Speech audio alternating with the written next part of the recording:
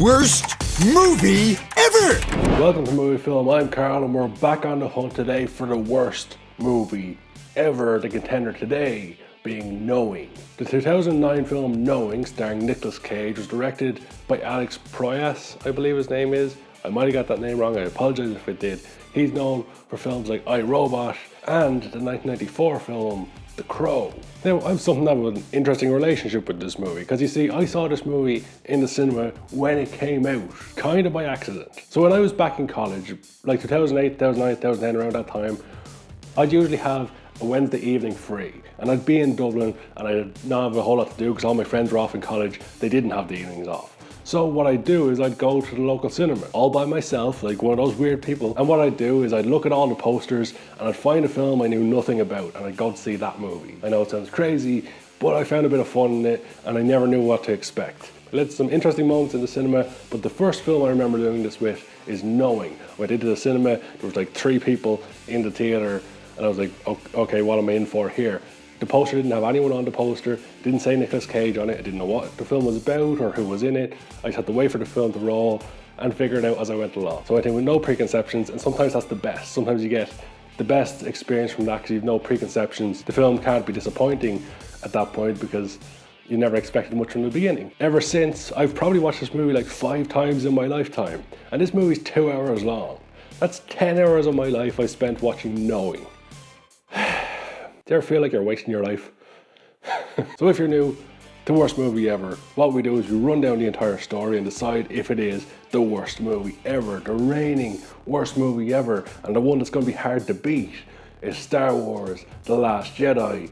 That's the reigning, defending, undisputed worst movie ever, and it's going to take something special to knock it off its perch. But is Knowing that movie? So let's jump into the movie, talk about it a little bit, talk about the story, and I'll leave it up to you guys at the end to decide if it is the worst movie ever. So as quickly as possible, we'll run through the story. So the film begins at a school, and there's this girl and she's looking at the sun. The teacher tells her to come inside. So the teacher reveals they're going to do a time capsule, and in 50 years the children of the future are going to open this time capsule and see the previous children's pictures of what they think the future is going to be. And of course the one girl who's come up with this idea, she's the weirdo who's like writing out numbers. She writes a big page of numbers, and we skip forward to 50 years in the future, where Nicolas Cage's son is one of the students, and he just happens to get this girl's letter, which has all the numbers. And he steals it, brings it home, even though he's not supposed to. And Nicolas Cage, when he's like drinking that night, he finds the letter. Despite telling the kid he should return to school, he takes the letter and he starts to see patterns in it. More specifically, he starts to see patterns in the numbers. He writes some numbers on the board, strikes lines, and he finds the date of September 11. And of course, a number at the end, which he later finds out is the death toll from that date. So he finds more dates and more death tolls, and he syncs them up through the power of the internet and realizes these are all tragic events that have happened in the past 50 years. This little girl somehow predicted all of these things happening, but he doesn't know what the other numbers are. Now the weird thing here is, if you're not American, you may not write dates the same way American people do. In America, it's generally done where the dates are written the month, the day, and then the year. So September 11th is written as 09/11/01. However, if you live in a different country, you might write dates differently, more logically, because here in Europe and in Ireland, we write dates, date, month, and year, because days lead into months, which lead into years. It makes more logical sense. So September 11th would actually be written as 11/09/01. But let's go along with the American logic for this one. So just saying, if an Irish person or a European person picked up this letter, they wouldn't have found the same patterns Nicolas Cage did, because they would have read the dates differently. Minor thing there. So Nicolas Cage tells his MIT buddy, he works in MIT by the way, about the letter, and they're like, what about these other numbers? They just make the letter seem random, and you're just finding random patterns. And then Nicolas Cage randomly ends up stuck on a motorway. And when he's there, he knows that a tragic event is supposed to happen on this date. He looks at the letter, and he realizes that the numbers sync up to his exact coordinates at the time according to his GPS, very conveniently. So he gets out of his car and he goes to see what's blocking the road, and there's been an accident, but nobody's been hurt. And then we get this scene. Hi, is everything okay? I'm sorry, sir, but you need to get back to your car. Anybody hurt? A couple of injuries, but nothing serious. Get down!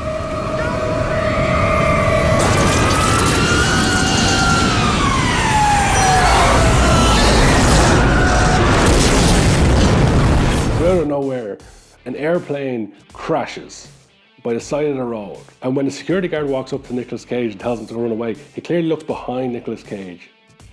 And then the camera pans to the right and we see an airplane coming, despite that's not where the guard was looking, but sure. So this airplane crashes and 81 people are killed. The letter has predicted this will happen and where it will happen. So this is the moment Nicolas Cage realizes the extra numbers on the letter are coordinates. So now he can tell when a tragic event is going to happen, how many are going to be killed and where. So with the next one, he rings the FBI and tells them there's going to be a threat somewhere in New York. And he goes to the place in New York to see if they've listened to him. And they haven't. He ends up on the subway and another tragic event happens. So he knows about these events and he can't stop them. So logically, what any of us would do, we'd find out who wrote the letter and then we'd go track down their relative, and that's what he does. He goes and finds the woman who wrote the letter, he finds her daughter and he stalks her into a museum. And he gets his kid to meet the other kid and then introduces himself to the other woman, reveals who she is, and she freaks out and runs away, as you would. As some stranger just comes up and goes, "Does your mother have superpowers?" You'd probably run away as well. Long and short of it, ultimately this woman ends up on his doorstep